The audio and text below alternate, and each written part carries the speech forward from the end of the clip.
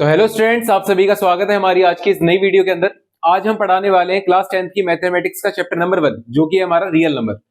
तो मेरा नाम है शिवम और आप देख रहे हैं वशिष्ठ क्लासेस।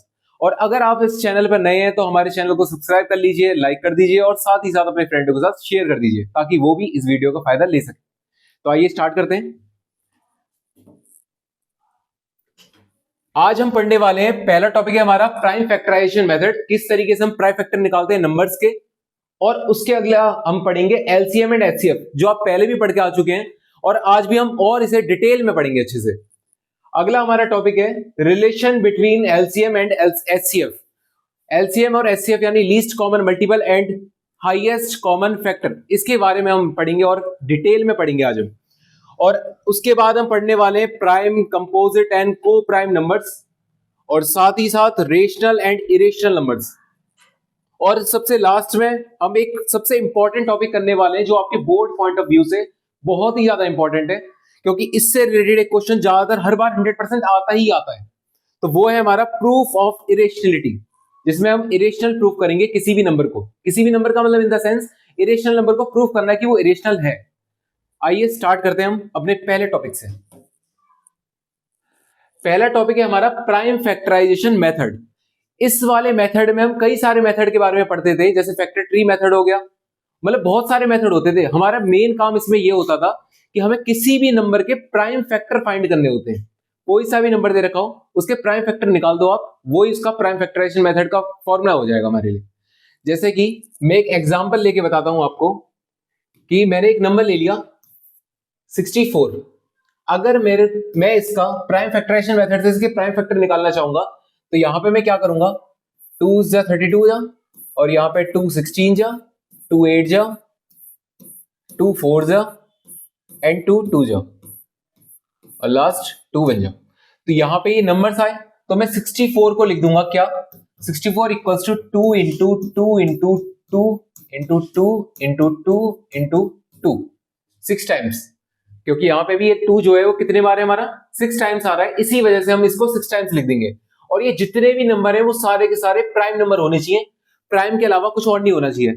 कि अगर आप चाहें यहाँ पे कि भाई 4 से कर देते हैं, 4 से भी तो जा सकता है, 8 से भी जा सकता है, किसी से भी कर सकते हैं, पर आपको इतना याद रखना है कि जो भी नंबर यहाँ पे आप लिखें वो प्राइम होने चाहिए। क्या होने चाहिए हमारे, प्राइम। ये बड़ा इंपॉर्टेंट चीज है, अगर आप इसको ध्यान नहीं रखेंगे तो आपका गड़बड़ हो जाएगा क्वेश्चन। तो अच्छा, आपको फिर प्राइम भी पता होना चाहिए कि प्राइम क्या होता है हमारे नंबर। प्राइम नंबर हमारे सिंपल सीधे वो नंबर होते हैं जिसके सिर्फ 2 फैक्टर होते हैं। सिर्फ कितने फैक्टर, सिर्फ 2। एक तो वो खुद की टेबल से जाना चाहिए और एक वो 1 से जाना चाहिए। उसके अलावा वो किसी से नहीं जाना चाहिए, किसी से भी। जैसे कि अगर मैं एक एग्जांपल में लेता हूं, मैंने 3 ले लिया मान लो। ये 3 जो है किस किस से जा सकता है, एक तो ये 3 की टेबल में आता है और एक ये 1 के में आता है। क्या इसके अलावा किसी और टेबल में आता है ये, बिल्कुल नहीं आता। तो इसी वजह से इसके यहां पे कितने फैक्टर नजर आ रहे हैं, एक तो ये इटसेल्फ और एक 1, यानी ये खुद और एक 1 है इसका फैक्टर। तो सिर्फ 2 ही फैक्टर हैं इसके यहां पे। ठीक है जी। अगर मैं कोई दूसरा नंबर लूं, जैसे कि यहां पे 4 ले लेता हूं, 4 के कितने फैक्टर हो सकते हैं, 4 के फैक्टर हो सकते हैं, एक तो 2 हो सकता है क्योंकि 2 के टेबल में भी आता है, एक 1 भी हो सकता है, और एक लास्ट टू लास्ट हमारा 4 हो सकता है। पर यहां पे आपको नजर आ रहे होंगे कि इसके 3 फैक्टर हैं जो कि 2 से ज्यादा हैं, मतलब 2 फैक्टरों से ज्यादा फैक्टर होते हैं, तो उन्हें हम क्या बोलते हैं, कंपोजिट नंबर्स बोलते हैं। कौन से नंबर्स बोलते हैं, कंपोजिट नंबर्स। तो प्राइम नंबर का सिंपल सीधा मतलब है जिसके 2 फैक्टर होते हैं और एक तो वो खुद होना चाहिए और एक 1 होना चाहिए, तो उन्हीं को हम क्या बोलते हैं, प्राइम नंबर्स बोलते हैं। अच्छा, तो ये तो हमने समझ लिया प्राइम फैक्टराइजेशन मेथड किस तरीके से होता है। अच्छा, एक मेथड और होता है, उस मेथड में भी हम प्राइम फैक्टर निकालते हैं, उसको बोलते हैं फैक्टर ट्री मेथड। कौन सा मेथड, फैक्टर ट्री मेथड।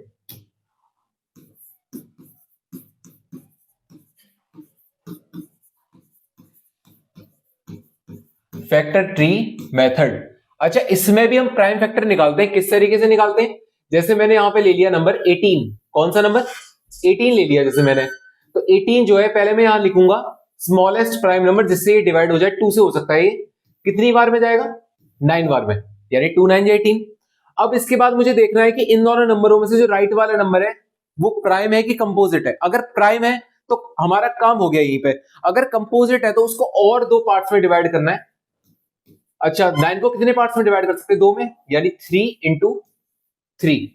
अच्छा अब एक चीज आप नोटिस करेंगे यहाँ पे कि जो मैंने नीचे नंबर लिखे दोनों के दोनों प्राइम नंबर है। कौन से नंबर है? Prime number. प्राइम नंबर का मतलब होता है कि वो नंबर सिर्फ 1 के टेबल में जाना चाहिए और खुद के टेबल में जाने चाहिए। तो क्या 3 किसी और के टेबल में जाता है 1 और खुद के अलावा? नहीं, ये एक तो 1 के टेबल में जाता है और एक 3 के टेबल में जाता है, यानी खुद के में। तो इसी तरीके से तो 18 को हम क्या लिख सकते हैं? 18 equals to 2 multiply by 3 multiply by 3, यानी यहां से लिखना स्टार्ट करेंगे और इस तरीके से लिखते हैं। ये वाला पोर्शन कैंसिल करते जाते हैं, लास्ट वाले का ये नंबर लिया जाता है हमारा। तो एक ये दूसरा मेथड था, ये भी सिंपलेस्ट वे में ही है, इसमें भी कुछ ज्यादा रॉकेट साइंस नहीं लगाएंगे हम। तो ये भी इसी तरीके से हो जाएगा हमारा। तो इसी तरीके से आपको प्राइम फैक्टराइजेशन मेथड करना आ गया भाई, जिसमें हम प्राइम फैक्टरों में कर देते हैं किसी भी नंबर को, मतलब पार्ट्स में तोड़ देते हैं हम। यानी तोड़ने का मतलब इन द सेंस ये है कि उस नंबर को product of its prime multiples, मतलब उसके जो मल्टीपल्स होंगे जो भी जिसके टेबल में आते हैं वो सारे के सारे प्राइम होने चाहिए और उनका मल्टीपल का करने पे वैल्यू कितनी आनी चाहिए? क्वेश्चन के इक्वल। तो वो नंबर होते हैं हमारे कैसे? कंपोजिट नंबर भी होते हैं और साथ ही साथ उनको किससे सॉल्व करना है? प्राइम फैक्टराइजेशन मेथड से। आई होप समझ में आया हो। अब इसके बाद अपने अगले टॉपिक पे बढ़ते हैं। अच्छा, जैसे कि हमने यहाँ पे क्वेश्चन ले लिया कि express each number as a product of its prime factors, यानी कि जो भी हमारा क्वेश्चन गिवन है इसको आपको इतना करना है कि जो भी इसके प्राइम फैक्टर्स आएंगे उसके प्रोडक्ट की फॉर्म में करना है आपको। किसकी फॉर्म में करना है? प्रोडक्ट की फॉर्म में। अच्छा किस तरीके से करेंगे? जैसे कि पहला नंबर है हमारा 140। क्या नंबर है? 140।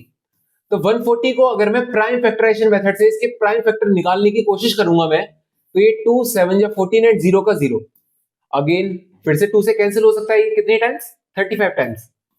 एंड अगेन ये फिर से इस बार 2 से नहीं जा सकता, आप नोटिस करना ये 2 से नहीं जाएगा, क्योंकि 2 की डिविजिबिलिटी इस तरीके से होती है कि कोई नंबर अगर 2 से जाएगा तो उसकी लास्ट वाली डिजिट क्या होनी चाहिए? या तो 0 या तो 2 या 4 या 6 या 8। अगर इनमें से कुछ है तो वो 2 से डिविजिबल है, अदरवाइज नहीं है। तो यहां पे मेरे को क्या दिख रहा है? 5। तो यहां पे लाई तो नहीं कर रहा, इनमें से कोई सा नंबर मैच ही नहीं कर रहा 5 से, तो ये 2 से नहीं जाएगा। और आप चेक कर लेना कि 3 से करके देख लेना, 3 से नहीं जा रहा तो आप 4 से चेक कर लेना, उससे नहीं जाएगा तो 5 से। तो और पर एक चीज और होती है, अगर कोई नंबर 2 से नहीं जाए ना तो आप समझ जाना वो 4 से भी नहीं जाएगा, 8 से भी नहीं जाएगा, 16 से भी नहीं जाएगा, मतलब 2 की पावर n यानी कुछ भी नंबर ले 2 की पावर का, किसी से नहीं जाएगा वो, अगर वो 2 से डिविजिबल नहीं है तो। ये चीज आपको ध्यान में रखनी पड़ेगी। अच्छा अब यहां पे अगर मैं देखूं 35 आया, तो 35 जो है वो 5 से कर सकता है कितनी बार में? 7 टाइम्स। और 7 तो लास्ट टू लास्ट खुद से ही जाएगा, क्योंकि एक प्राइम नंबर होता है वो खुद से ही जाते हैं। तो अब आप क्या लिखेंगे? 140 इक्वल्स टू, और इसके प्राइम फैक्टर कितने निकाले आपने? 2 इंटू 2 इंटू 5 इंटू 7।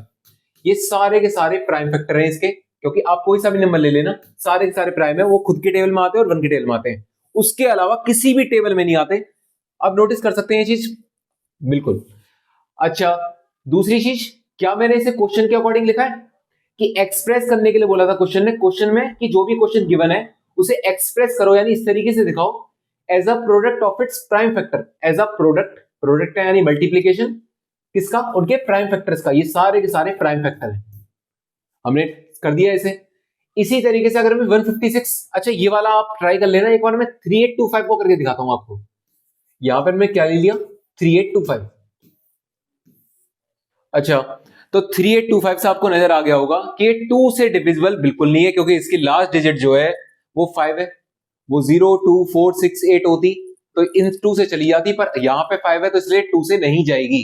साफ साफ दिख रहा है हमें। तो इसीलिए हम किससे करेंगे इसे? 5 से। तो 5 से 35, 5 से 30, 5 5 से 25। अब अगेन लास्ट में 5 आ रहा है तो इसे फिर से 5 से डिवाइड करेंगे। 5 1 जा 5, 5 5 जा 25, 5 3 जा 15। अब इसके बाद ये जो नंबर है वो 3 से डिविजिबल हो जाएगा आराम से। तो 3 5 जा 15, 3 1 जा 3, फिर अगेन 3 से डिविजिबल हो जाएगा।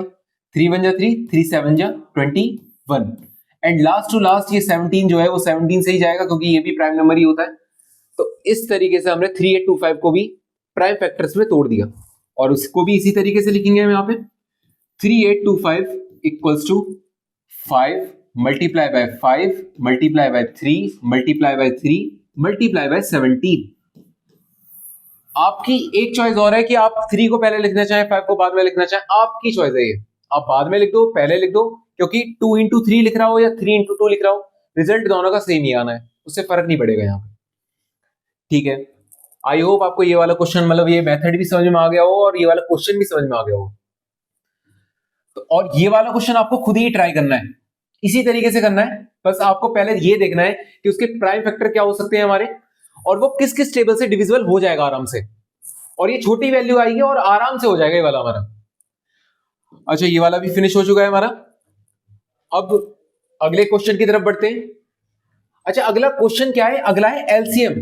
इसमें हम एलसीएम के बारे में पढ़ेंगे कि एलसीएम होता क्या है हमारा, क्या चीज? एलसीएम। एलसीएम में हमारा होता है लीस्ट कॉमन मल्टीपल। क्या चीज? Least common multiple. अगर आपको कई सारे नंबर दे रखे हो और आपसे बोला जाए कि एक ऐसा नंबर बताओ, छोटा नंबर, नंबर तो बहुत सारे हो सकते हैं, एक ऐसा छोटा नंबर बताओ जो तीनों के टेबल में आता हो, यानी वो नंबर तीनों से डिविजिबल हो और वो अपने तरीके में एक सबसे छोटी वैल्यू लेके चल रहा हो। मतलब उसकी फैमिली के और भी नंबर हो सकते हैं, पर उसी फैमिली में सबसे छोटे बेस लेवल पे होना चाहिए। अच्छा, तो उसको निकालने के लिए हम किसका यूज करते हैं? Least common multiple. किसका? Least common multiple. जैसे कि मैं अपनी तरफ से एक एग्जांपल लेके बताता हूं आपको कि मैंने मान लो भाई 2 नंबर ले लिए। कितने नंबर? 2 नंबर। एक मैंने ले लिया 35, एक मैंने ले लिया कौन सा? 72। ये 2 नंबर ले लेते हैं।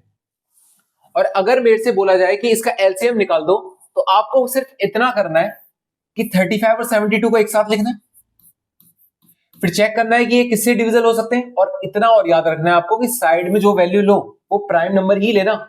इसके अलावा कंपोजिट नंबर बिल्कुल मत लेना, क्योंकि कई बार गलतियां हो जाती हैं।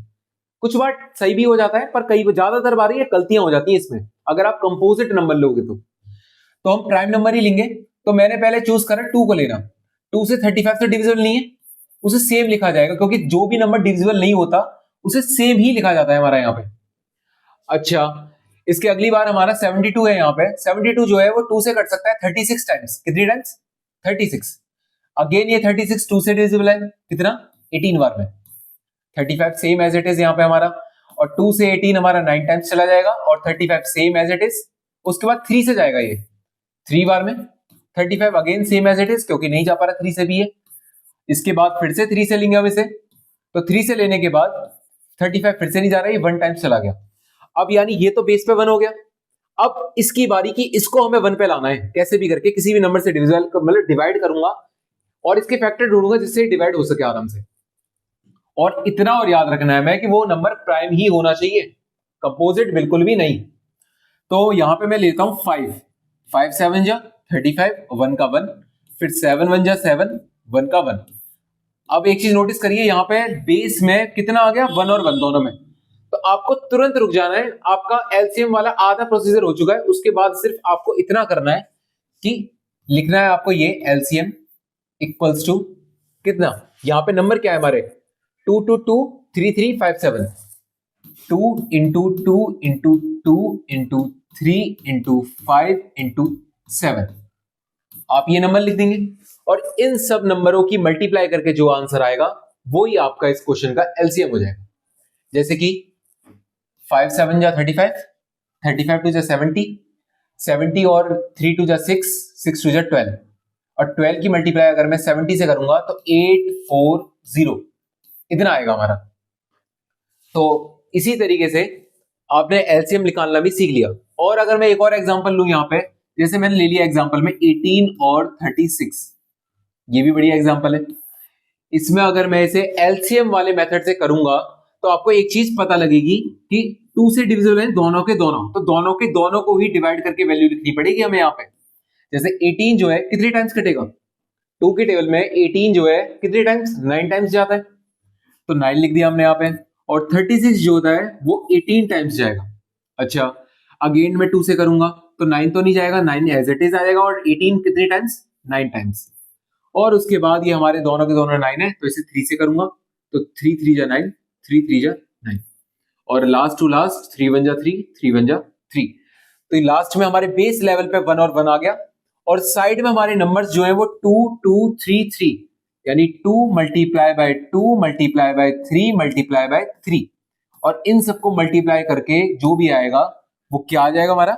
एलसीएम क्या आएगा, एलसीएम आप इन सबकी मल्टीप्लाई कर देना, कितना आएगा मल्टीप्लाई करके, 3 3 9, 9 2 18, 18 2 36, तो हम यहाँ पे 36 लिख देंगे और यही इसका एलसीएम हो गया।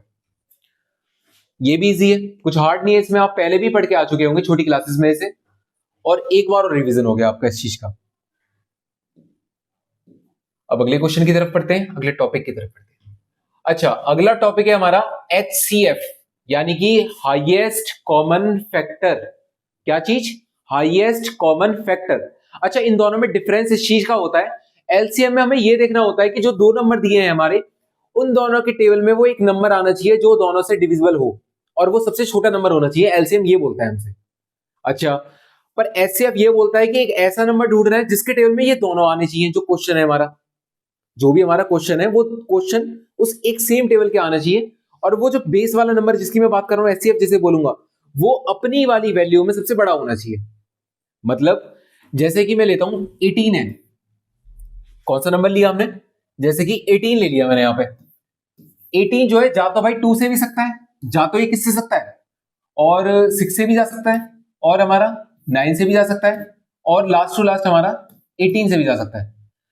पर अगर मैं एचसीएफ की बात करूं तो एचसीएफ का मतलब होता है सबसे बड़ा फैक्टर, यानी ये सारे के सारे फैक्टर ही तो हैं, आप 1 को भी ऐड कर सकते हो और आप 3 को भी कर सकते हैं चाहें तो, लिख लीजिए।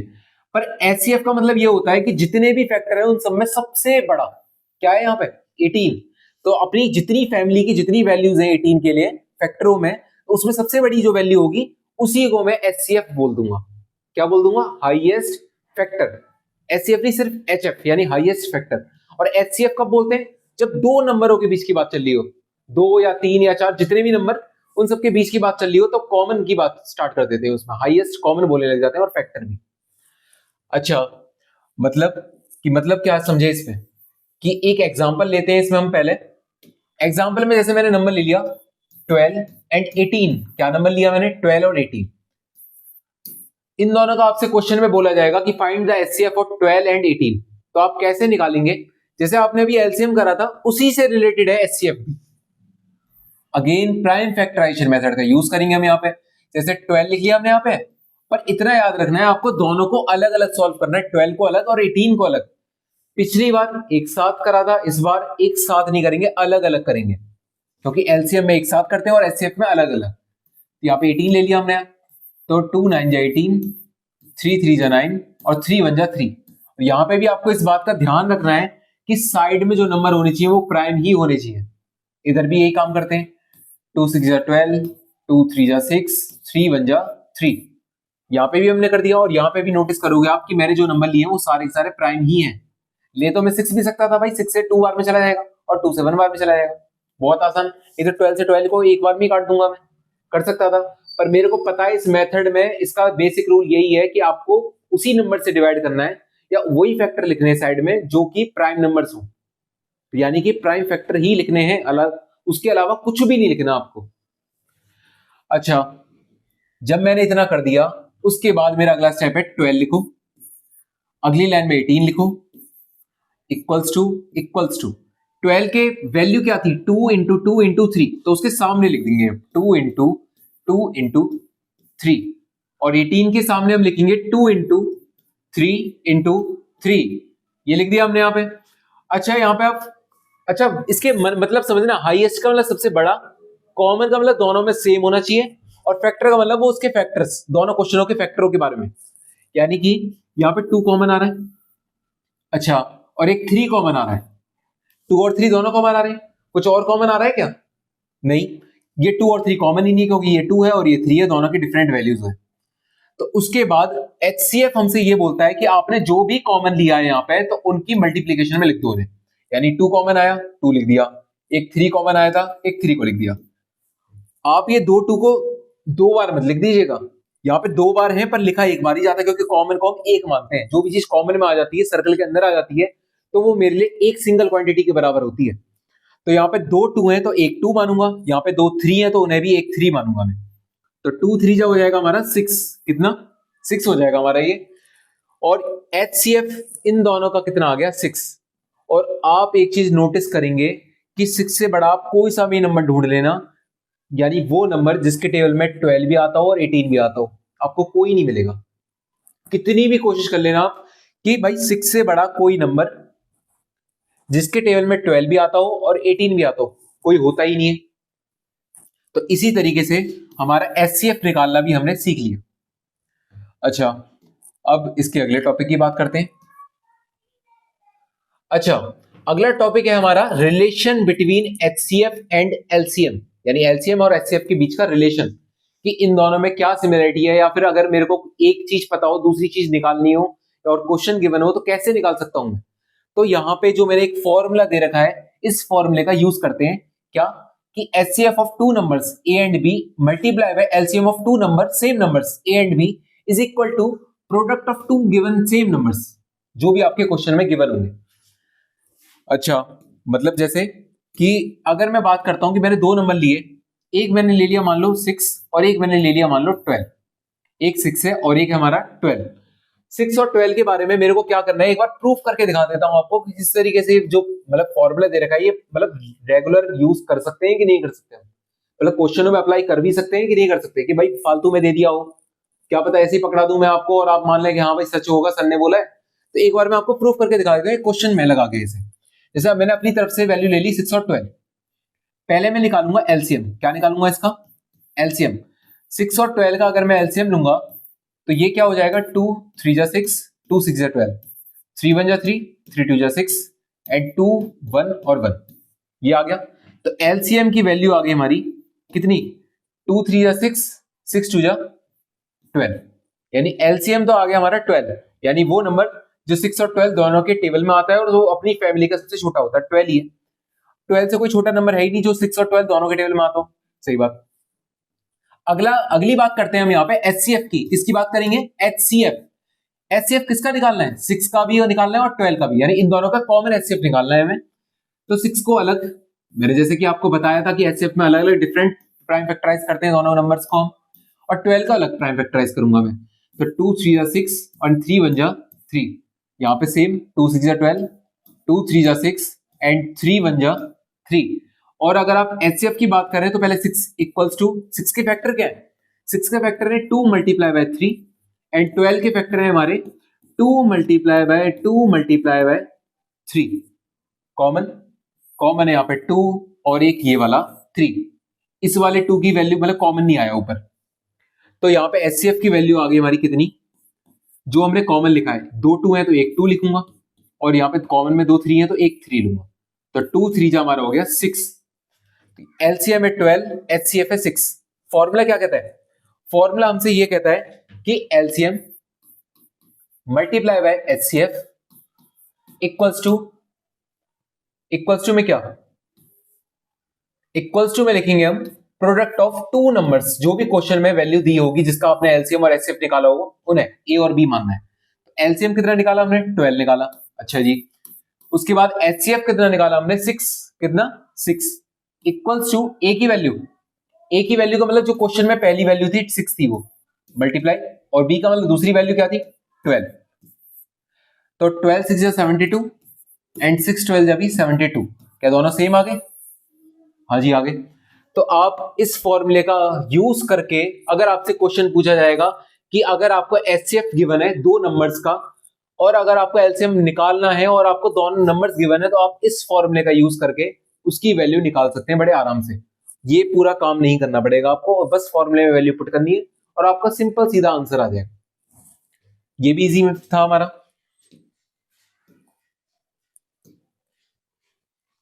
अच्छा, जैसे कि यहां पे मैंने एक क्वेश्चन लिया है कि find the LCM and HCF of the following pairs of integers and verify that LCM multiply by HCF equals to product of two numbers. मतलब कि यहां पे आपको फाइंड करना है, एलसीएम भी निकालना है दोनों का एचसीएफ भी निकालना है, और आपको प्रूव करना है कि जो मैंने अभी पिछले वाले उस टॉपिक में बताया था कि दोनों का क्या relationship between LCM and HCF, वो क्या होता है relation, LCM multiply by HCF equals to product of two numbers. ये आपको वेरीफाई भी करना है कि ये फॉर्मूले में मतलब इस क्वेश्चन मतलब ये फॉर्मूला जो मैंने दिया था वो इस क्वेश्चन में अप्लाई हो भी सकता है कि नहीं हो सकता। अच्छा, किस तरीके से करेंगे हमको? जैसे मैंने पहला नंबर लिया 26 एंड 91। कौन सा नंबर? 26 एंड 91। तो 26 ले लिया और 91 ले लिया। इन दोनों को क्या करेंगे हम, पहले निकालेंगे एलसीएम। एलसीएम में दोनों को एक साथ लिखा जाता है, तो ये किससे जाएगा, 13 से करके देख लेते हैं।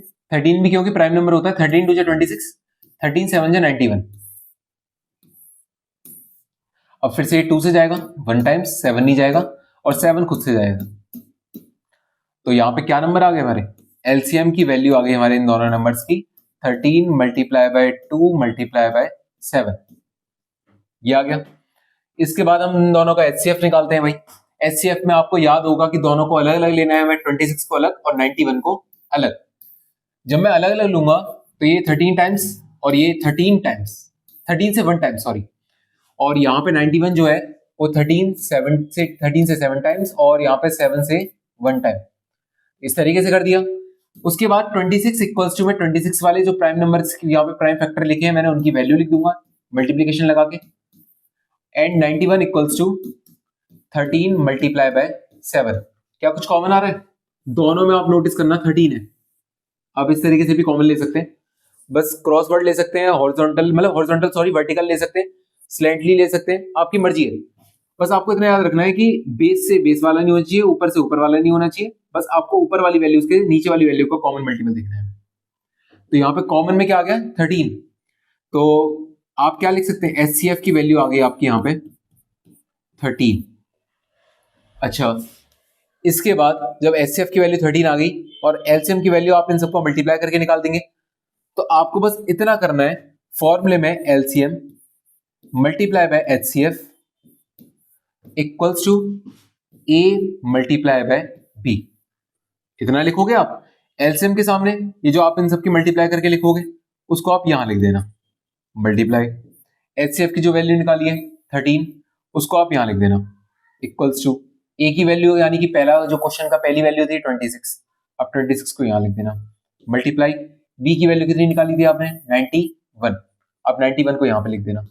अगर आप इन सबको वैल्यू को लिख दोगे उसके बाद आपको इस एलसीएम की मल्टीप्लाई एचसीएफ से करके यहां लिखना पड़ेगा, और इक्वल्स टू लगा के 26 की मल्टीप्लाई 91 से करके यहां लिखना पड़ेगा। और आप एक चीज देखेंगे कि इसका भी आंसर वही आएगा और इसका भी आंसर वो ही आएगा। अगर ये सेम आएंगे तो बस आपका जो वेरीफाई करना था कि LCM into HCF equals to product of two numbers होता है वो वेरीफाई हो जाएगा, कोई हार्ड नहीं है इसमें। बस आप मल्टीप्लिकेशन करके देख लेना और दोनों की वैल्यू सेम ही आनी चाहिए। अगर सेम नहीं आ रही तो आपने कुछ गलती करी होगी यहाँ पे या यहाँ पे या यहाँ पे मल्टीप्लाई में, आप उस चीज को चेक कर लेना और आप इन दोनों क्वेश्चनों को ट्राई कर सकते हैं। इसी तरीके से करने, एलसीएम निकालना है आपको उसी तरीके से, एचसीएफ निकालना है आपको इस वाले तरीके से, उसके बाद कॉमन ले लेना, उसके बाद आप वेरीफाई करने के लिए इस वाले फॉर्मूले में वैल्यू पुट कर देना, एलएचएस का आंसर अलग निकालना, आरएचएस का आंसर अलग निकालना और दोनों को इक्वल में रख देना। क्यों, क्योंकि इक्वल ही आएंगी वो, और नहीं आती तो आप फिर से चेक करना कि आपने कहीं गलती तो नहीं करी, ठीक है। और तो आप इन दोनों क्वेश्चंस को इसी तरीके से ट्राई करके देख लेना। अब अगले क्वेश्चन की तरफ बढ़ते हैं।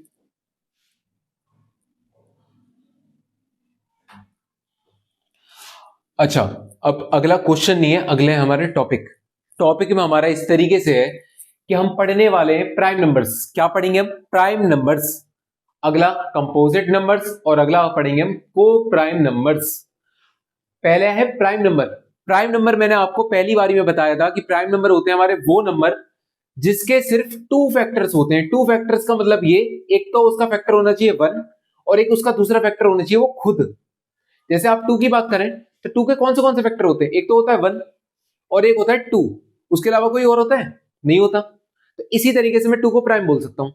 अगर मैं एक एग्जांपल में ले लूं 5 के भी फैक्टर क्या होते हैं, एक तो 1 होता है, मतलब 1 के टेबल में भी 5 आता है, और एक आप देखेंगे कि 5 खुद के टेबल में भी आता है, ये चीज और है यहाँ पे। तो आपको यहां से ये पता लग गया कि प्राइम नंबर वो नंबर होते हैं कि विच हैज एग्जैक्टली 2 फैक्टर्स, यानी कि 2 फैक्टर होते हैं उसके एग्जैक्टली 2, ना 2 से कम ना 2 से ज्यादा। क्या क्या, एक तो 1 होना चाहिए उसका एक फैक्टर और एक होना चाहिए नंबर इटसेल्फ। नंबर इटसेल्फ का मतलब वो खुद, यानी जो भी क्वेश्चन की बात कर रहे हो आप वो नंबर खुद। अच्छा, एक चीज दूसरा है हमारा कंपोजिट नंबर।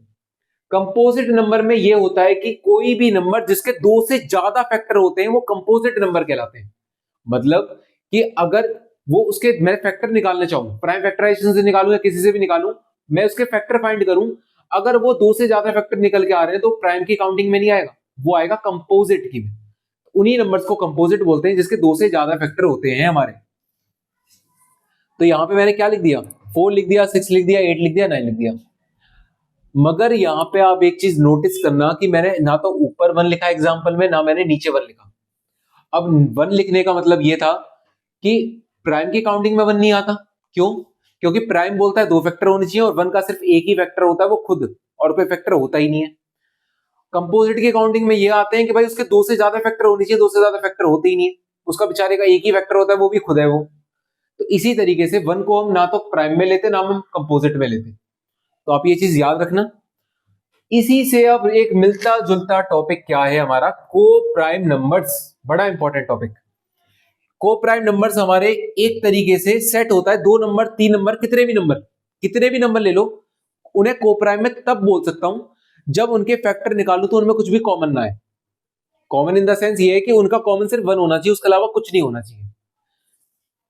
मतलब आपसे मैं ये नहीं बोल रहा कि उनमें प्राइम ही नंबर लेना, प्राइम ले सकते हो, नहीं भी ले सकते हो। बस आपको इतना याद रखना है कि अगर मैं उन दोनों का एचसीएफ निकालूं, क्या निकालूं, एचसीएफ, तो उनका एचसीएफ सिर्फ 1 ही आना चाहिए, 1 के अलावा कुछ भी नहीं आना चाहिए। तो ऐसे नंबरों को हम बोलते हैं को प्राइम नंबर्स। समझ गए आप? जैसे कि मैंने आप यहां पे एग्जांपल लिया है कि 2,3, आप 2 का और 3 का एचसीएफ निकाल के देखना। एचसीएफ का मतलब एक ऐसा नंबर जिसके डिटेल में 2 भी आता हो और 3 भी आता हो, तो आपको 1 ही दिखेगा। 1 के डिटेल में 2 भी आता है और 1 के डिटेल में 3 भी आता है। क्या 1 से कोई बड़ा नंबर है जिसके डिटेल में 2 और 3 दोनों आते हैं? एक भी नहीं। कितनी भी कोशिश कर लेना, कोई मिलेगा ही नहीं आपको। दूसरा मैंने लिया 5 और 9। यहां पे तो चलो मैंने 2 और 3 दोनों के दोनों प्राइम लिए थे, पर यहां दोनों प्राइम नहीं है। 5 होता है प्राइम और 9 होता है कंपोजिट। क्या? 5 होता है हमारा प्राइम और 9 होता है हमारा कंपोजिट। तो 5, अब फिर से चेक करेंगे भाई, कोई ऐसा नंबर जिसके डिटेल में 5 भी आता हो और 9 भी आता हो, तो 1 ही होता है वो। 1 से बड़ा आप कोई सा भी नंबर ले लेना, उसके डिटेल में 5 और 9 दोनों आएंगे ही नहीं। कुछ भी आ जाएंगे, मतलब ये नहीं आएंगे 5 और 9। तो ऐसे नंबर जो एक दूसरे के लिए प्राइम जैसी प्रॉपर्टी शो करते हैं, तो उन्हें बोलते हैं हम को प्राइम नंबर। आपको ये तीनों समझ में आ गए? फिर से एक बार रिवाइज करवा देता हूं। प्राइम नंबर्स वो नंबर्स होते हैं जिनके सिर्फ 2 फैक्टर होते हैं, ना 2 से ज्यादा ना 2 से कम। कंपोजिट नंबर वो नंबर होते हैं जिसके 2 से ज्यादा फैक्टर होते हैं, 2 या 2 से कम नहीं होने चाहिए, 2 से ज्यादा ही होने चाहिए। लास्ट टू लास्ट हमारे को प्राइम नंबर वो नंबर, यानी सेट ऑफ नंबर्स, यानी कि जिनका एचसीएफ निकालूं तो 1 आना चाहिए। 1 से बिल्कुल भी ज्यादा नहीं, 1 से बिल्कुल भी कम नहीं, एग्जैक्ट 1 आना चाहिए एचसीएफ। ठीक है, तो यही था हमारा इसमें। अब अगला है हमारा यहां पे क्वेश्चन। इसमें भी क्या निकालना है आपको, एलसीएम निकालना है, एचसीएफ निकालना है।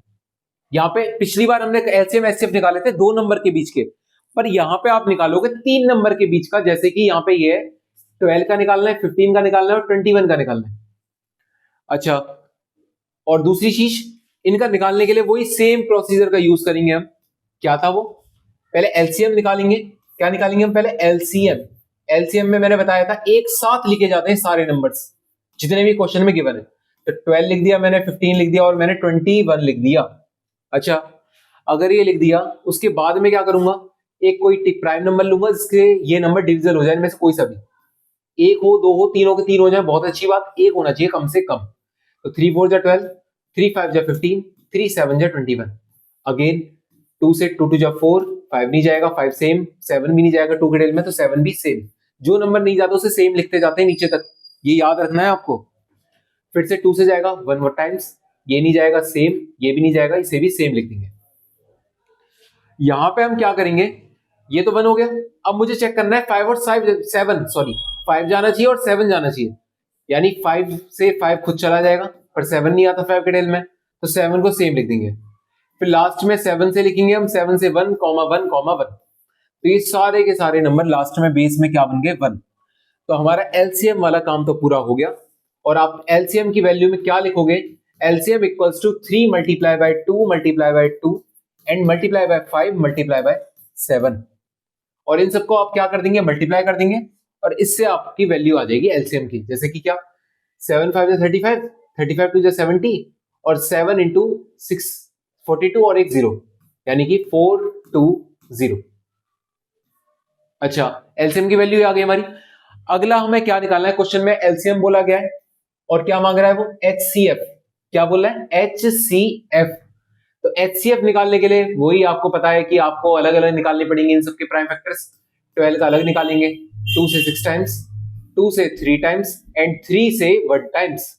अगला 15 का भी करेंगे आप, 3 से 5 टाइम्स, 5 से 1 टाइम्स बस। और अगला हमारा 21, 3 से 7 टाइम्स एंड 7 से 1 टाइम्स। तो यहां पे आप फिर से क्या करेंगे, कॉमन लिखने वाला, कॉमन वाला सिस्टम फिर से करना है आपको। किस तरीके से करेंगे आप, यहां पे लिखना आप 12, 15 और 21 ये लिख देंगे आप।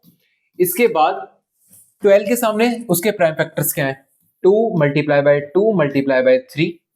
15 के सामने 15 के प्राइम फैक्टर्स क्या है हमारे, 15 के प्राइम फैक्टर्स हैं 3 मल्टीप्लाई बाय 5 एंड 21 के प्राइम फैक्टर है हमारे 3 इंटू 7, 3 इंटू 7। अच्छा, HCF का मतलब होता है कॉमन देखना, तीनों में से तीनों जो भी फैक्टर्स हैं तीनों के उनमें कॉमन क्या है, इसके पास भी 3 है, इसके पास भी 3 है, इसके पास भी 3 है, तो 3 की पेयरिंग बन गई कि नहीं बन गई। अच्छा 3 की पेयरिंग बन गई, उसके अलावा कोई भी नंबर सेम है ही नहीं। अच्छा नहीं है तो हम HCF की वैल्यू मान लेंगे कितनी, 3, जो कि कॉमन आया हमारे यहाँ पे। तो इस तरीके से आपका एलसीएम भी आ गया, इनकी मल्टीप्लाई करके ये वैल्यू आ गई थी। HCF में आपने अलग अलग करके कर दिया, उनका कॉमन देख लिया और उसकी वैल्यू आ गई ये। एलसीएम भी निकाल दिया आपने और HCF भी निकाल दिया। इसी तरीके से अगर आप अगले वाले पार्ट का करना चाहें तो अगले वाले पार्ट में भी आप क्या करेंगे,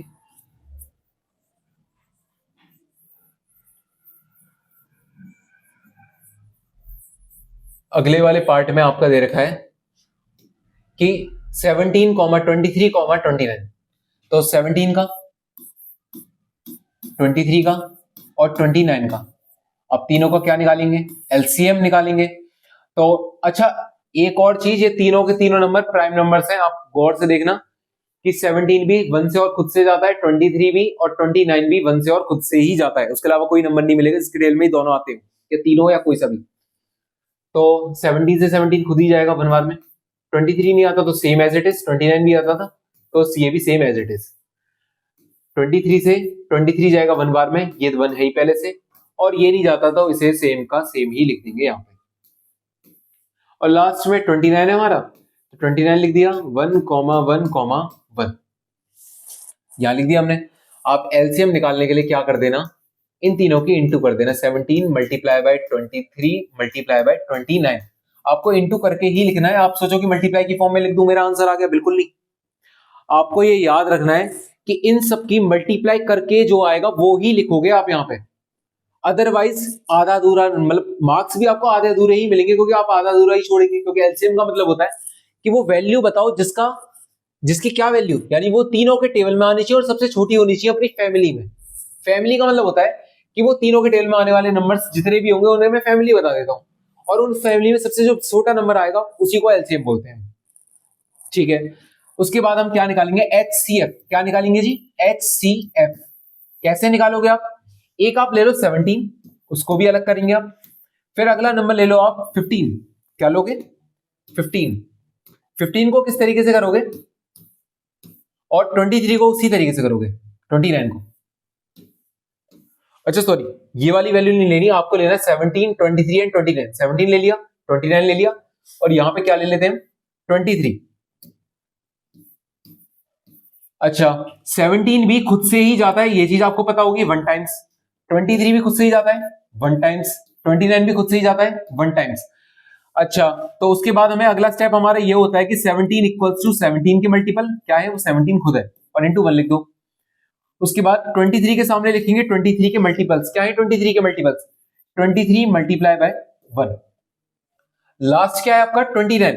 अच्छा 29 को अगर आप लिखोगे तो वो लिखना आप 29 मल्टीप्लाई बाय 1। तो यहां पे आप एक चीज नोटिस करना कि तीनों में कॉमन क्या है, 29 नहीं है तीनों के पास, 17 नहीं है तीनों के पास, 23 भी नहीं है तीनों के पास, तीनों के पास है तो है सिर्फ 1। तो यानी कि HCF की वैल्यू क्या आ गई हमारी, 1 आ गई यहां पे हमारी।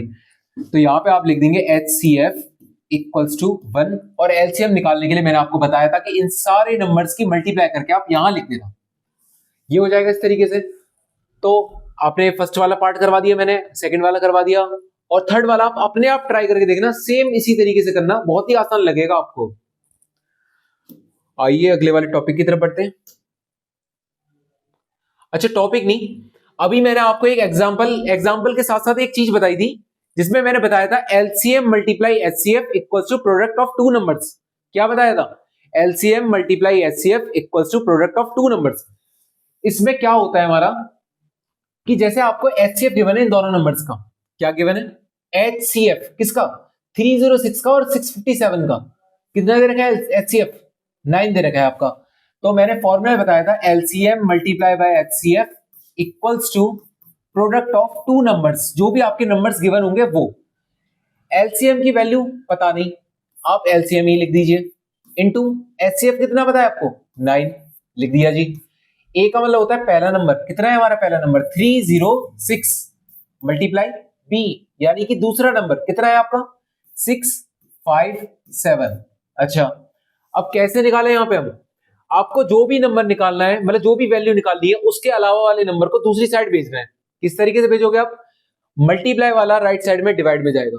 किस में जाएगा? डिवाइड में। तो LCM equals to 306 multiply by 657 and divided by 9। तो यहां पे हमने ये लिख दिया। अब उसके बाद आप क्या करना, इन दोनों की मल्टीप्लाई कर देना, 9 से डिवाइड कर देना, और जो आपका रिजल्ट आएगा उसको यहां पे लिख देना। इसमें इसे कैंसिल आउट करने की कोशिश कर लेता हूं कि ये कैंसिल हो सकते हैं कि नहीं। 9 से ये कैंसिल हो जाएगा। 9 3 जा 27, 9 4 जा 36, यानी कि कितना आ गया? 34 मल्टीप्लाई बाय 657। और इन दोनों की मल्टीप्लाई करके जो भी आएगा वो आपका क्या हो जाएगा? आंसर। अब ये मल्टीप्लीकेशन कर लेना अपने आप, और इसी तरीके से करना है आपको। अगर क्वेश्चन में ये बोला जाए कि आपको एलसीएम गिवन है और एचसीएफ गिवन है कोई भी दो नंबर का, और आपसे बोल दिया जाए कि आपको एक नंबर गिवन है कि उन दोनों में से जो भी है, आपसे बोला जाए दूसरे वाले नंबर की वैल्यू फाइंड करनी है, तो आप क्या करना, जिसकी भी वैल्यू फाइंड करनी है उसके अलावा वाले को दूसरी साइड भेज के डिवाइडेड में भेजना। किसमें भेजोगे आप? डिवाइड में। और डिवाइड में भेजने के बाद जो भी सॉल्यूशन करके आएगा वही आपके दूसरे वाले नंबर की वैल्यू हो जाएगी। और इसी तरीके के क्वेश्चन पूछे जाते हैं बोर्ड में भी। आप बोर्ड में भी नोटिस करना कि ऐसा क्वेश्चन आएगा जिसमें दो नंबर्स गिवन होंगे, उनका एलसीएम गिवन होगा और वो दोनों नंबर गिवन होंगे। आपसे बोल दिया जाएगा एचसीएफ निकाल दो, या उल्टा हो सकता है कि आपसे बोल दिया जाएगा एलसीएम निकाल दो। सेम फॉर्मूला, वैल्यू पुट, और जो भी निकालना, जो भी अननोन है आप उसकी वैल्यू निकाल देना आराम से। इसी तरीके से कर दोगे आप इसे।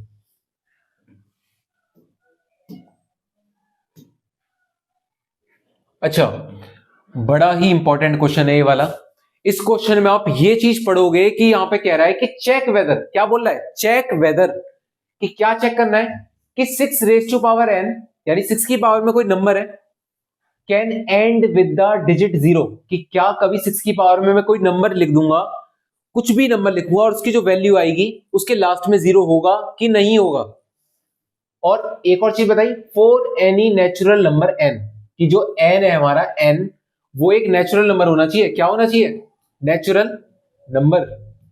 नेचुरल नंबर तो आपको पता है, नेचुरल नंबर हमारे वो नंबर होते हैं जो 1 से स्टार्ट होते हैं और इन्फिनिटी पे जाते हैं, यानी 1 2 3 4 5 6, उस आगे तक जितने भी हैं वो सारे नेचुरल नंबर। 1 से पहले 0 से अगर मैं स्टार्टिंग करवाता तो वो होल नंबर हो जाते। क्या हो जाते? Whole numbers.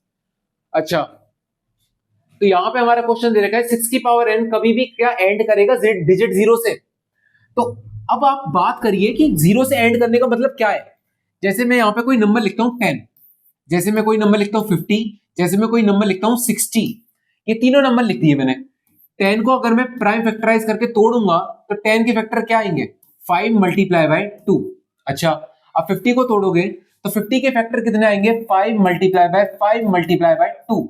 अच्छा, अगर सिमिलरली आप 60 को भी तोड़ोगे ना तो 60 के भी क्या फैक्टर आएंगे?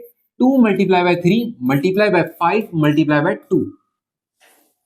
अच्छा, अगर ये नंबर आते हैं आपके तो कुछ चीज आप नोटिस करेंगे सबके पास सेम है। वो क्या सेम है? इसके पास भी आ रहा है 5 मल्टीप्लाई बाय 2, इसके पास भी आ रहा है 5 मल्टीप्लाई बाय 2, इसके पास भी आ रहा है 5 मल्टीप्लाई बाय 2। मतलब ये एक ऐसे नंबर्स हैं, अगर इनका प्रोडक्ट करके किसी भी नंबर के साथ मैं प्रोडक्ट कर दूं इन दोनों का, तो वो लास्ट में 0 दे देते हैं मुझे। क्या दे देंगे? 0।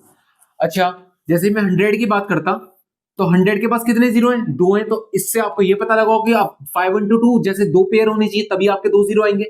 जब 5 इंटू टू का सिंगल पेयर एक जीरो देगा तो 5 इंटू टू का डबल पेयर आपको दो जीरो दे देगा, मतलब 5 इंटू टू इंटू में 5 इंटू में 2, यहां पे इसका 10 और इसका 10 और 10 10 जा लास्ट टू लास्ट हमारा कितना आता है 100। पता लग गया आपको? तो इस चीज का, इस कॉन्सेप्ट का यूज करना है आपको इस क्वेश्चन के अंदर। कैसे? कि check whether 6 raise to power n can end with the digit 0 for any natural number n। तो आपको इस क्वेश्चन में थ्योरी लिखनी है और क्या लिखना है कि 6 की पावर में कभी भी कोई आंसर में आपकी वैल्यू जो है वो 0 से एंड करेगी कि नहीं करेगी। तो पहले आप 6 के बारे में पढ़ लीजिए। 6 के फैक्टर होते क्या है? 6 के होते हैं 2 मल्टीप्लाई बाय 3। क्या यहाँ पे 2 तो है पर 5 है क्या? नहीं है। तो 6 की पावर में कितना भी ले लूं, या 2 ले लेता हूं, 3 ले लेता हूं, 4 ले लेता हूं, कुछ भी ले लेता हूं, तो ये जिसकी 2 इंटू 3 है तो एक और 2 इंटू 3 आ जाएगा। अगर मैं 3 पावर लेता 6 की तो एक और 2 इंटू 3 आ जाता। तो यहां पे क्या आपको 5 दिखा कहीं? कितनी भी पावर ले लेना कभी आपको 5 दिखेगा ही नहीं, क्योंकि आएगा ही नहीं। तो इससे आपको एक चीज पता लगी, नो। क्या लिखोगे आप? No. 6 raise to power n can never end with the digit 0।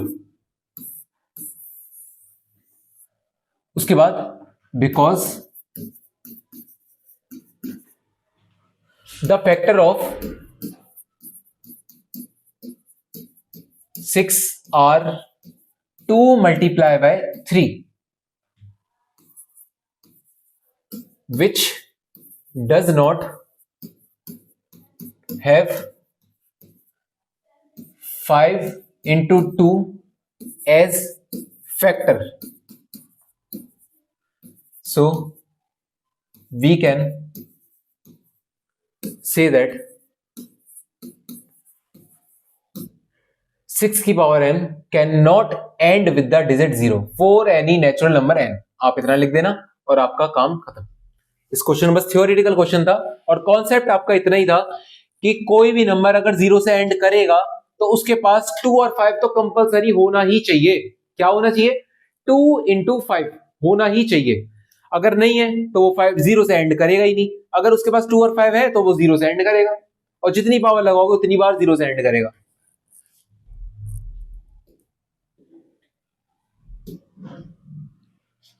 अच्छा, यहां पे आप पढ़ोगे कि कंपोजिट नंबर प्रूफ करना है कि ये जो क्वेश्चन गिवन है ये क्वेश्चन क्यों है कंपोजिट नंबर।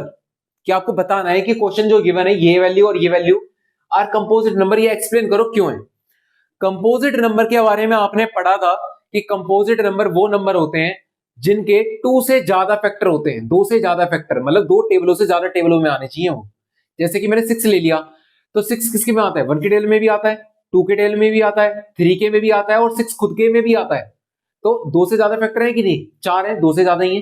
तो इसलिए तो हमें चेक करना है कि ये कंपोजिट है कि नहीं। तो कंपोजिट तब प्रूफ कर सकते हो कि आप यहां पे क्वेश्चन में शो कर दो कि उसके 2 से ज्यादा फैक्टर है। अच्छा, तो आप कैसे करेंगे इसको कि यहां पे आप पहले लेते पहली वाली वैल्यू। क्या दे रखी पहली वाली value? 7 multiply by 11 multiply by 13 plus 13। इसके मेरे को फैक्टर निकालने हैं, पर मेरे को क्या करना है, इन सबकी मल्टीप्लाई और प्लस करने का बड़ा झंझट है, वो नहीं करना मुझे। तो उससे मैं क्या करूंगा सही करने के लिए कि 13 है, यहां पे भी दिख रहा होगा आपको और यहां पे भी दिख रहा होगा आपको। तो यहां पे मैं इस पूरी वैल्यू में से 13 और इस पूरी वैल्यू में से 13 मैं कॉमन निकाल देता हूं, और इस वाले 13 को मैं 13 इंटू 1 लिख सकता हूं क्या?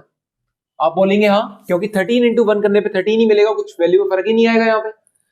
अच्छा, तो यहां पे अगर आप 13 को कॉमन लेंगे तो 13 के ब्रैकेट में बचेगा 7 मल्टीप्लाई बाय 11 प्लस इसका अगर आप 13 निकाल दोगे तो यहां पे बचेगा 1। क्या बचेगा? 1। तो आप ये लिख सकते हैं कि yes 7 multiply by 11 multiply by 13 plus 13 is a composite number. पर अभी तो मैंने यहां पे इसे कॉमन नहीं लेके दिखाया, आपने मतलब मान कैसे लिया कि भाई कंपोजिट है इतनी सी बात पे। तो आप इसके बाद बताएंगे क्यों माना आपने। कि पहले आपने लिखा कि हाँ ये जो क्वेश्चन गिवन है आपकी वैल्यू वो एक कंपोजिट नंबर है। क्यों? Because it has factors as 1, क्या कॉमन लिया था 13 एंड द नंबर इटसेल्फ। मैं इधर लिख देता हूं इसे, एंड द नंबर इटसेल्फ। तो यहां पे आप एक चीज देखेंगे, मैंने जो लिख दिया है इसका मतलब समझाता हूं आपको, कि जो आपका क्वेश्चन गिवन था उसको पहले मैंने क्या करा, कुछ कॉमन लेके बाहर निकाल दिया दोनों में से। इसके पास भी 13 है, इसके पास भी 13 है, मैंने कॉमन लेके बाहर निकाल दिया। उसके बाद आप एक चीज नोटिस करना कि जो भी कॉमन लेके बाहर निकालते हैं वो भी एक फैक्टर ही होता है उस नंबर का। भाई जैसे मैं यहां लेता हूं 6 + 3 लेता हूं, तो 6 और 3 को प्लस करके क्या आएगा 9 आएगा। तो 9 के फैक्टर क्या होते हैं 3 होते हैं। अगर मैं यहां पे 3 कॉमन ले लेता तो क्या आता 2 + 1 आता कि नहीं आता, आता। मतलब आपको एक चीज पता लगी कि जो भी चीज कॉमन लेके आती है पहले स्टार्टिंग में ही, तो उसके रिजल्ट के साथ भी वो कॉमन लेके आएगी आएगी बाद में भी। तो जो मैंने 13 लिया है यहाँ पे कॉमन पहले ही, तो वो एक फैक्टर ये इस पूरे क्वेश्चन का। तो यस, जो क्वेश्चन गिवन है वो एक कंपोजिट नंबर है। क्यों? क्योंकि उसके पास फैक्टर है क्या क्या क्या, 1 तो सबका फैक्टर होता है, किसी 1 के डिटेल में तो सभी आते हैं, सारे नंबर आते हैं, पॉजिटिव ले लो और कैसे भी नंबर ले लो 1 के डिटेल में सभी आते हैं। उसके बाद दूसरा नंबर मैंने क्या लिया 13, जो मैंने कॉमन लिया था, आपको पता लग गया। और तीसरा कि and the number itself, number itself मतलब कि जो आप इसको प्लस करोगे मल्टीप्लाई करोगे और जो भी करोगे सॉल्व करने के लिए, उसके बाद जो एक नंबर निकल के आएगा प्यारा सा, उसी नंबर को भी आप क्या बोल दोगे, एक उसका फैक्टर खुद का। तो वो भी एक फैक्टर ही हो गया खुद का। भाई मैंने क्या करा 6 और 3 को प्लस करके कितना आया 9 आया, तो 9 भी तो एक खुद ब खुद फैक्टर है खुद का, क्योंकि 9 में तो 9 आता है। तो इसी तरीके से आप ये बोल देंगे। और साइड वाला जो क्वेश्चन है उसमें भी आप क्या करेंगे कि पहले चेक करेंगे कि प्लस के बाद क्या लिख रहा है 5, और प्लस से पहले भी इसके पास 5 है क्या, हाँ है। तो 5 को ले लेना आप कॉमन, मल्टीप्लाई, ब्रैकेट लगाना, आप ब्रैकेट के अंदर लिखना 7 multiply by 6 multiply by 4 and multiply by 3 multiply by 2 + 1। और इसके बाद भी आप यही बोल सकते हैं कि yes it is a composite number because it has factor as 5, 1 and the number itself. पूरा का पूरा क्वेश्चन जो सॉल्व करके आएगा वो भी एक उसका खुद का फैक्टर ही होगा। आपको ये भी पता लग गया। अच्छा, अब एक बार देख लीजिए इसे और फिर हम नेक्स्ट स्लाइड की तरफ बढ़ते हैं।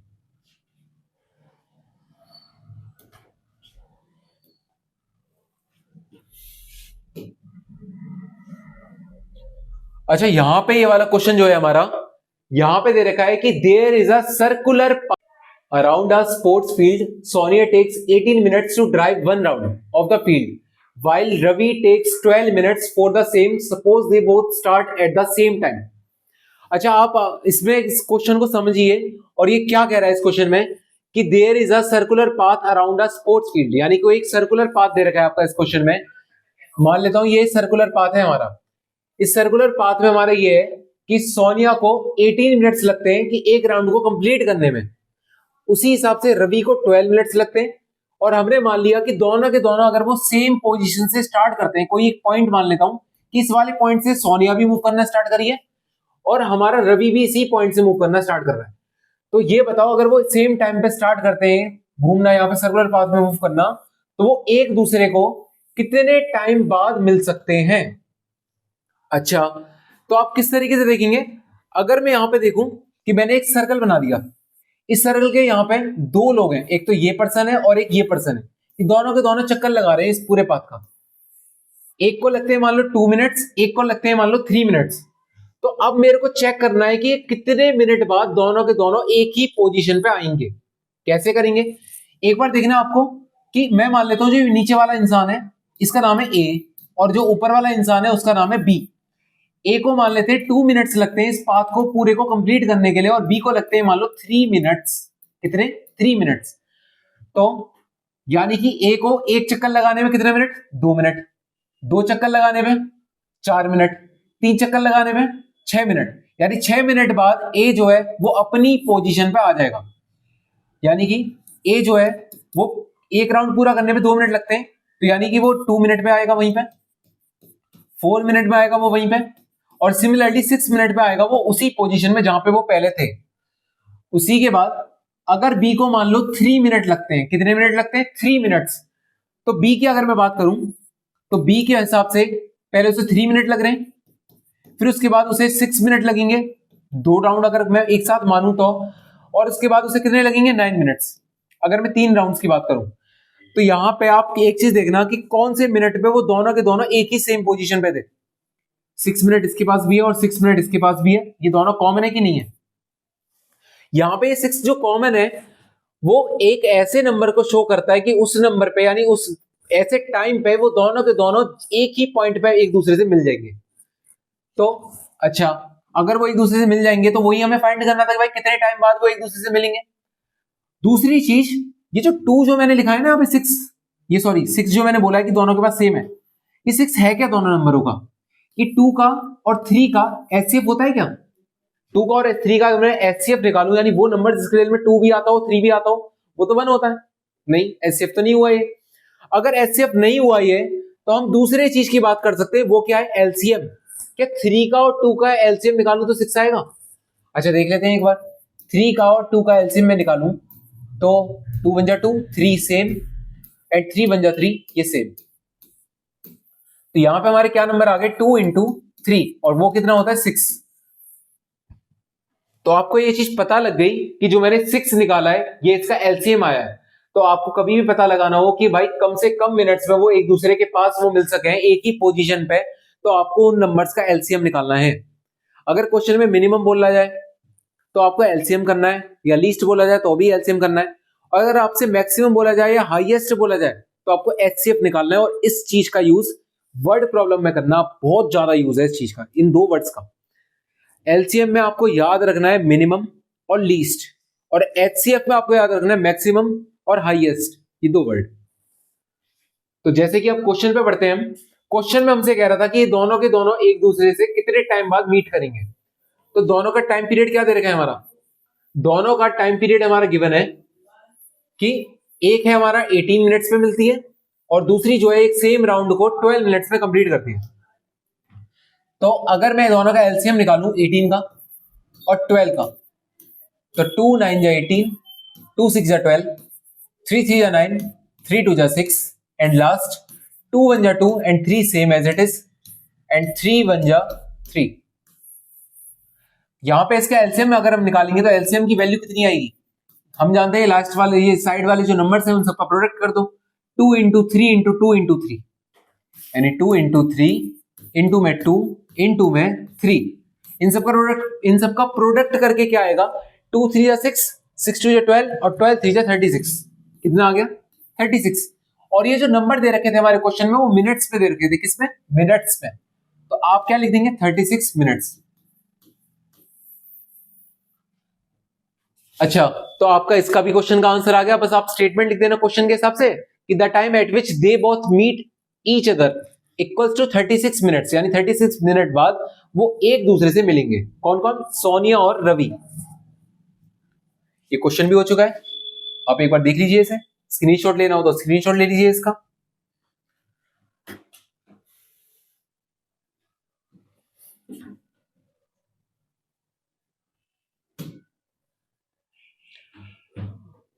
सबसे मोस्ट इंपॉर्टेंट चीज, पूरे चैप्टर की सबसे ज्यादा महा इंपॉर्टेंट चीज, आप यहां पे अगर आप 3 स्टार लगा दे 4 स्टार लगा दे इस टॉपिक पे, वो भी कम पड़ेंगे आपके, क्योंकि हमेशा हर बार बोर्ड में इसका क्वेश्चन आता ही आता है।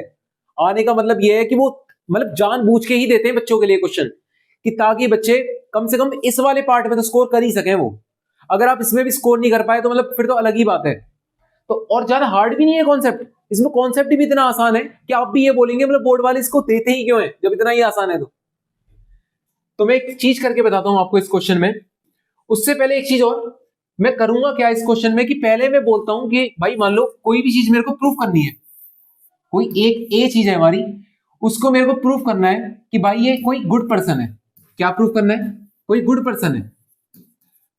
पर अगर मैं बोलूं लेट करके चलूं कि वो एक बैड पर्सन है, लेट क्या कर दूं? बी मतलब सॉरी, जो क्वेश्चन में ए जो मैंने माना है ए इंसान जो है वो, उसको मैंने बोल दिया कि वो एक बैड पर्सन है। अच्छा, अगर एक बैड पर्सन है और उसके बाद मैं अपनी वाली स्टेटमेंट जो मैंने अज्यूम करा है उसको मैं प्रूफ कर दूं कि ये जो मैंने माना था वो गलत माना था, अपनी स्टेटमेंट को गलत साबित कर दूं मैं लास्ट में जाके, तो आपको पता नहीं लग जाएगा कि ए जो था वो एक गुड पर्सन था।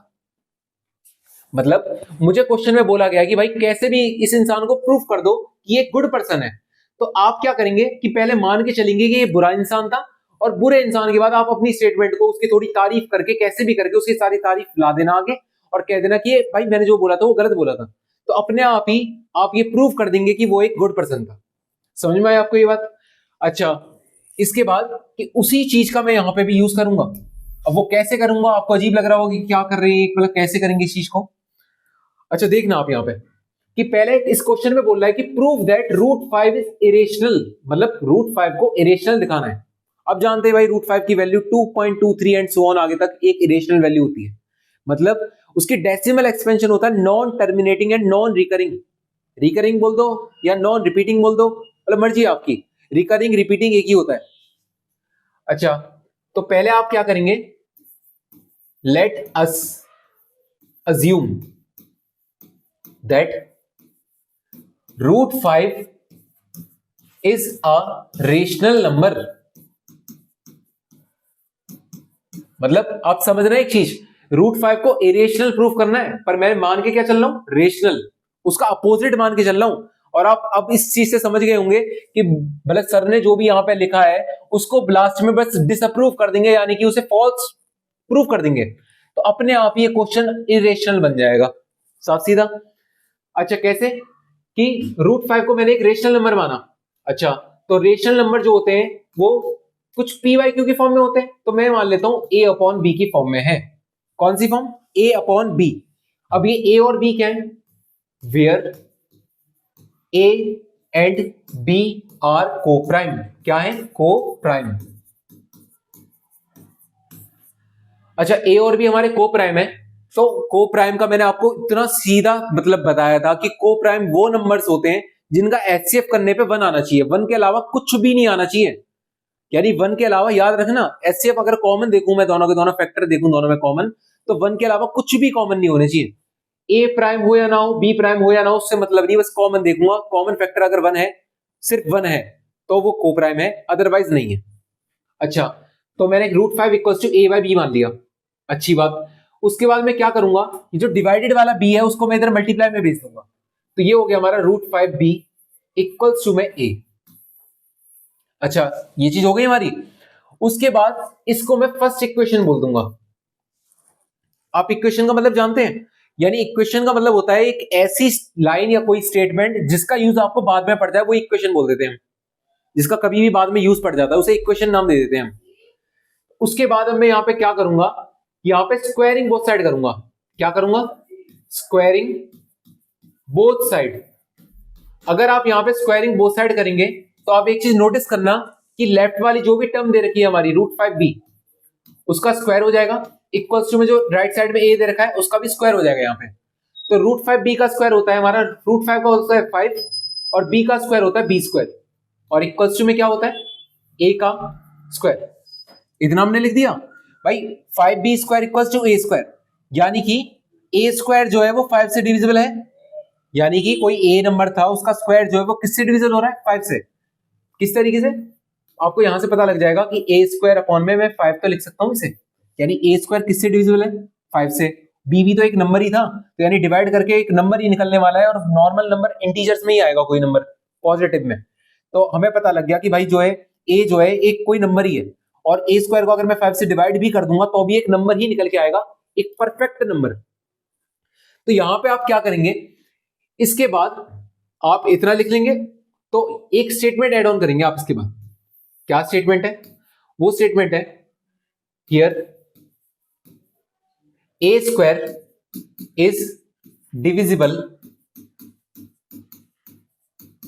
Bye 5, then A is also divisible by 5। यानी कि अगर किसी नंबर का स्क्वायर 5 से डिविजिबल है तो वो नंबर खुद भी तो डिविजिबल होगा 5 से।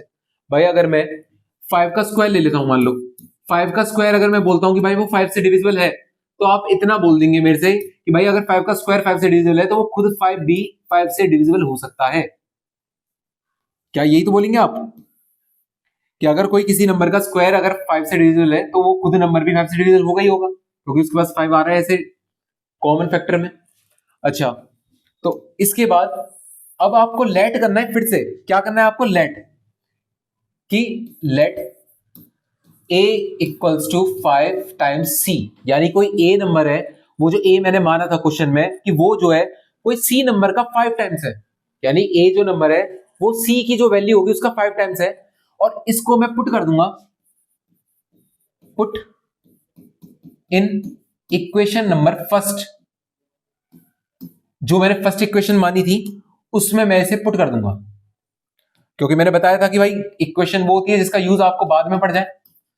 तो अगर मैं a की वैल्यू 5c यहां पुट कर देता हूं तो ये हमारे यहां पे बनेगा √5b, ये सेम एज इट इज, और इक्वल्स टू में आ जाएगा a की जगह आ जाएगा हमारा 5c।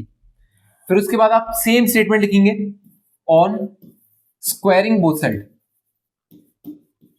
On squaring both side, जैसे यहां पे आपने लिखा था ऑन स्क्वायरिंग बोथ साइड, इधर भी आप यही लिखेंगे और स्क्वायरिंग कर दोगे तो आप जानोगे कि √5 का स्क्वायर क्या होता है 5, b का स्क्वायर क्या होता है b स्क्वायर, 5 का स्क्वायर क्या होता है 25, c का स्क्वायर क्या होता है c स्क्वायर। अब ये चीज हमने लिख दी, तो ये जो मल्टीप्लाई बाय 25 है इसे मैं डिवाइड में ला सकता हूं इसके नीचे, तो ये क्या बन जाएगा 5b स्क्वायर अपॉन में 25 इक्वल्स टू में c का स्क्वायर, यहां हो गया ये। फिर 5 से 25 को कैंसिल मैं कर दूंगा 5 टाइम्स, तो यहां से आपकी क्या वैल्यू आई, आपकी वैल्यू ये आई कि b स्क्वायर अपॉन में 5 इक्वल्स टू में c स्क्वायर। अच्छा, आप एक बार ये चीज देख लीजिए और मैं इधर से रफ करूंगा, आपको स्क्रीनशॉट लेना हो तो मतलब स्क्रीनशॉट ले सकते हैं, और लिख लिया हो तो फिर मैं आगे बढ़ता हूं। तो ये वाले पार्ट को मैं रफ करने वाला हूं इधर साइड का, क्योंकि इसका अब यूज नहीं है ज्यादा।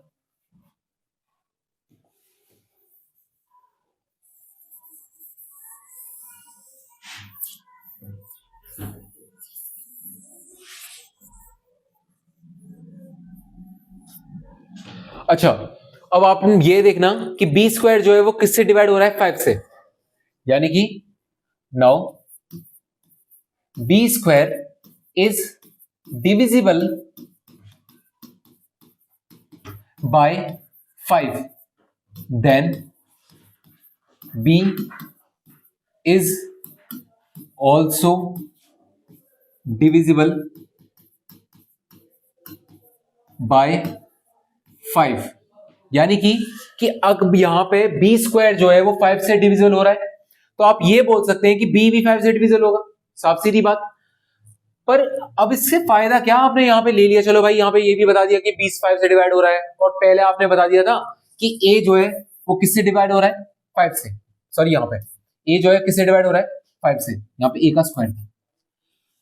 तो पर इससे फायदा क्या मिल रहा है हमें, फायदा ये मिल रहा है कि आप याद रखो कि जो मैंने स्टार्टिंग में लिखवाया था लेट अस अज्यूम करके जो लिखवाया था, उसके अगले वाले पार्ट में मैंने लिखा था √5 equals to a upon b। आप चेक करिए अपनी कॉपी में कि √5 equals to a upon b where a and b are coprime. Coprime का मतलब था उन दोनों के कॉमन फैक्टर अगर मैं देखूं तो 1 ही आने चाहिए, मतलब a का और b का कॉमन फैक्टर 1 है, यानी a भी 1 से जाना चाहिए b भी 1 से जाना चाहिए, उसके अलावा कोई और सिमिलर नहीं होना चाहिए दोनों में। पर आप इन दोनों जगह नोटिस करोगे कि ए बी किससे डिवाइड हो रहा है 5 से, और बी भी किससे डिवाइड हो रहा है 5 से, यानी ए भी 5 से डिवाइड हो रहा है बी भी 5 से डिवाइड हो रहा है, तो वो कोप्राइम वाली कॉन्ट्राडिक्शन नहीं आ गई यहाँ पे, कोप्राइम जो मान के चल रहे थे हम वो तो गलत ही माना फिर हमने। तो यानी कि यहां पे लिखेंगे हम this contradict the fact that, कौन सा फैक्ट, वो फैक्ट जिसमें हमने बोला था ए एंड बी आर को प्राइम, जिसमें आपने बोला था क्या कि भाई ए और बी को आपने बताया था कि को प्राइम है, कि अच्छा ए और बी को प्राइम के बारे में मैंने बोला था कि वो कॉन्ट्राडिक्ट हो गया, तो अवर एजम्पशन जो हमने एज्यूम करा था इज रॉन्ग, जो हमने एज्यूम करा था वो क्या हो गया रॉन्ग हो गया, therefore root 5 is an irrational number.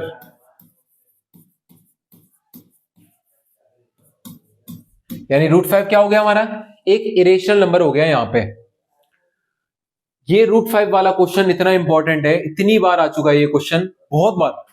आप खुद भी देख लेना, आप जब भी 10th का एग्जाम दोगे, शायद बोर्ड का, इस साल अगली साल कभी भी, तो आपको पता लग जाएगा कि ये क्वेश्चन आएगा ही आएगा इस तरीके का। रूट 5 ना आए, 3 भी आ सकता है, 2 भी आ सकता है, कोई सा भी आ सकता है। बस आपको करना ही यही है, जहां जहां मैंने 5 लिखा है वो 5 के लिए था। अगर क्वेश्चन में 2 लिखा होता तो जहां पे मैंने 2 लिख रखा है, मतलब 5, उसकी जगह आप 2 लिख देना बस। पूरा सेम, पूरी स्टेटमेंट सेम, सब चीज सेम, बस 5 की जगह 2 आता जाएगा। और 5 का स्क्वायर जो 25 लिखा था, वहां 2 का स्क्वायर 4 आ जाएगा बस, या 3 होगा तो 3 का स्क्वायर 9 आ जाएगा बस। तो इस तरीके से ये वाला क्वेश्चन भी हमारा हो चुका है। आपने लिख लिया हो या स्क्रीनशॉट ले लिया हो तो मैं आगे बढ़ता हूं फिर।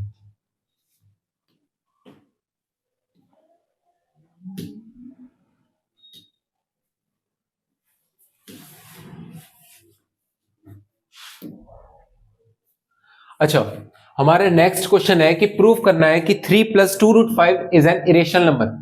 इसमें भी मैं वो ही उसी तरीके से चलूंगा कि क्या चीज, कि लेट करूंगा कि let 3 + 2 root 5 is a rational number. अच्छा, तो मैं 3 + 2 root 5 equals to a upon b लिख दूंगा। और a अपॉन b क्या है, where a and b are integers, इस बार इंटीजर्स मानूंगा, and b not equals to 0। यहां पे हमने ये चीज लिख दी। इसके बाद हम क्या करेंगे कि जो प्लस का 3 है उसे राइट साइड भेजूंगा मैं, यानी 2 root 5 equals to a upon में b माइनस का 3। इसका आप एलसीएम लेंगे तो आपको पता लगेगा, नीचे आ जाएगा b और यहां आ जाएगा a minus 3b, cross multiply, a 1 जा a, b की 3 से करूंगा तो 3b, और लेफ्ट साइड है हमारा 2 रूट 5। और उसके बाद अगले वाले पार्ट में आप ये देखेंगे 2 और रूट 5 जो है वो मल्टीप्लाई में, तो उधर भेजूंगा तो डिवाइड में चला जाएगा।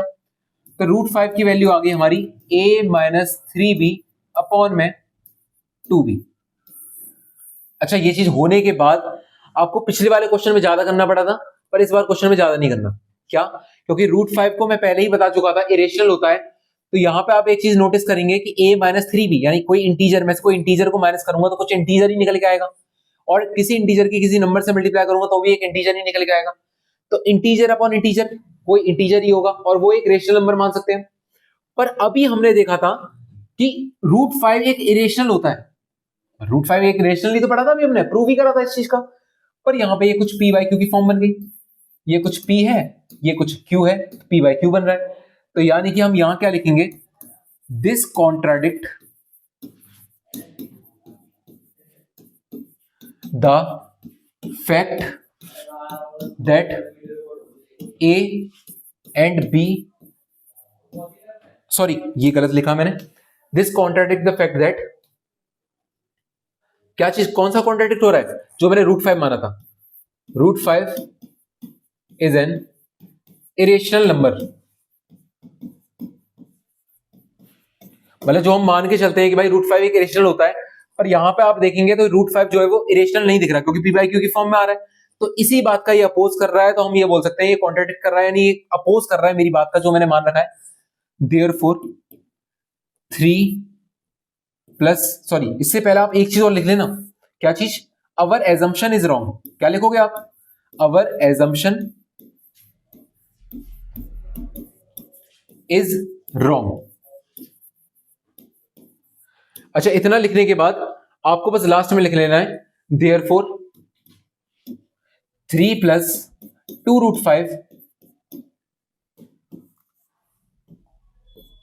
5 इज एन इरेशनल नंबर।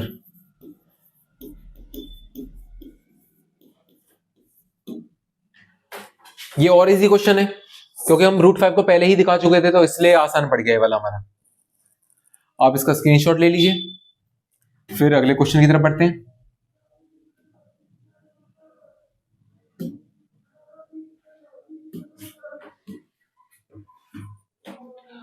ये क्वेश्चन, ये बहुत ही ज्यादा इंपॉर्टेंट क्वेश्चन है। मतलब क्वेश्चन का मतलब ये है कि इस तरीके का फॉर्मेट वाला क्वेश्चन बहुत इंपॉर्टेंट होता है हमारा। मतलब अगर ऐसा क्वेश्चन दे दिया जाए और आपको करने के लिए बोल दिया जाए आप करके दिखा दीजिए इस क्वेश्चन को, आप करेंगे कैसे? उसके करने का एक तरीका होता है। इसमें भी आप क्या करेंगे कि लेट करेंगे, let us assume that √2 plus √3 is a rational number. क्या मानोगे आप? Is a rational number. अच्छा, आपने रेशनल नंबर मान लिया। इससे फायदा आपको यह मिलेगा कि √2 plus √3 equals to a upon b, where a and b are integers and b जो है वो नॉट इक्वल्स टू क्या होना चाहिए? 0 के। आप यहां पे ये बोल सकते हैं, पहले एज्यूम कर लिया आपने ये चीज, उसके बाद आपने ये लिख दिया। इसका अगला चीज मैं क्या करूंगा, मैं दोनों को इरेशनल, मुझे पता है दो इरेशनल का सम भी इरेशनल ही होता है ज्यादातर, पर सम और डिफरेंस में अलग होता है। मतलब कैसे, कब नहीं होता? जिसमें यहां पे ले लेते हैं 2√2 माइनस का 2√2, ये दोनों ही इरेशनल नंबर है और दोनों को सेपरेट करके एक रेशनल नंबर निकल जा रहा है। यहां तो नहीं होगा ऐसा, पर यहां पे अगर मैं देखूं तो ये भी इरेशनल है और ये भी इरेशनल है, इनका सम अगर मैं करूंगा तो भी एक इरेशनल नंबर ही फॉर्म होगा। तो यहां पे √2 को मैं लेफ्ट में रखता हूं और √3 को राइट साइड में भेज देता हूं, यानी कि a अपॉन b माइनस √3।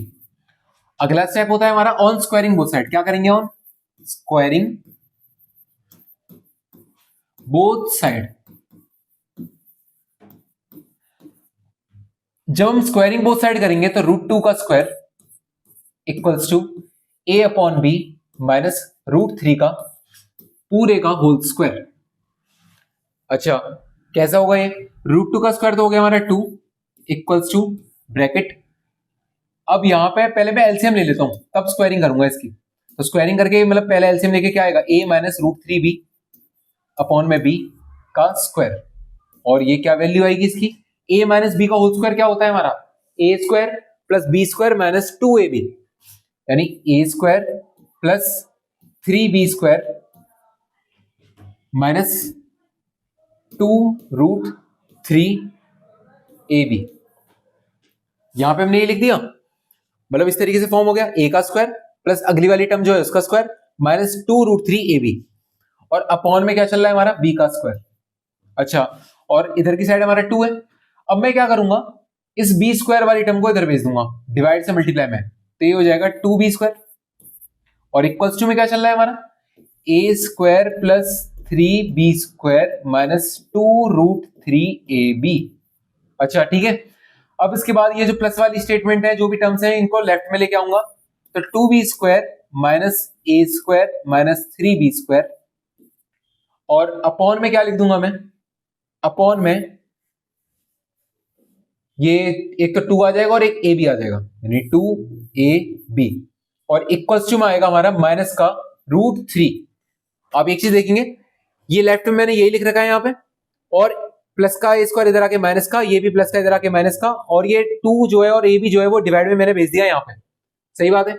इसके बाद मैं क्या करूंगा, मैं दोनों साइड -1 से मल्टीप्लाई कर देता हूं, ताकि साइन जो है सारे के सारे सेम हो जाए। और नहीं तो आप इस राइट वाले को लेफ्ट में लिख दो और लेफ्ट वाले को राइट में लिख दो, साइन सारे बदल जाएंगे। किस तरीके से बदलेंगे मैं यहां लिख के बताता हूं।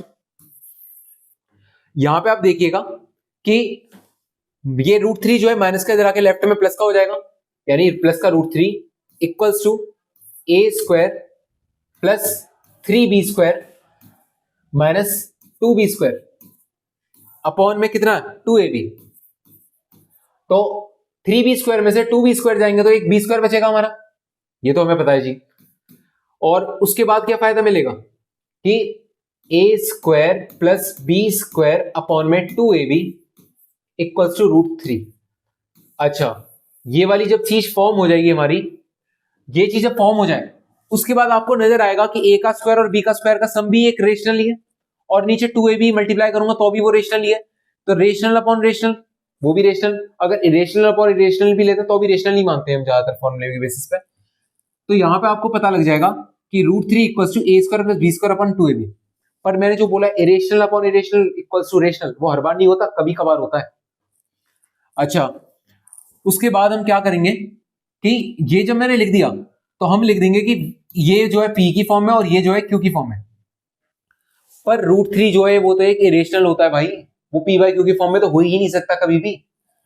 तो आप स्टेटमेंट क्या लिखना है लास्ट में, इसके बाद दिस कॉन्ट्राडिक्ट, क्या चीज कॉन्ट्राडिक्ट हो रही है, तो this contradict the fact that A and, oh sorry, ये कॉन्ट्राडिक्ट क्या कर रहा है, ये कॉन्ट्राडिक्ट कर रहा है the fact that √3 is an irrational number. उसके बाद आप क्या लिख देंगे, यहां से मैं रफ कर दे रहा हूं,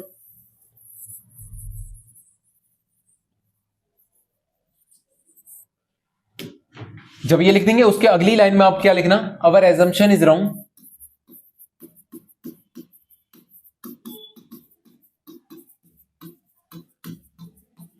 therefore √2 plus √3 is an irrational number.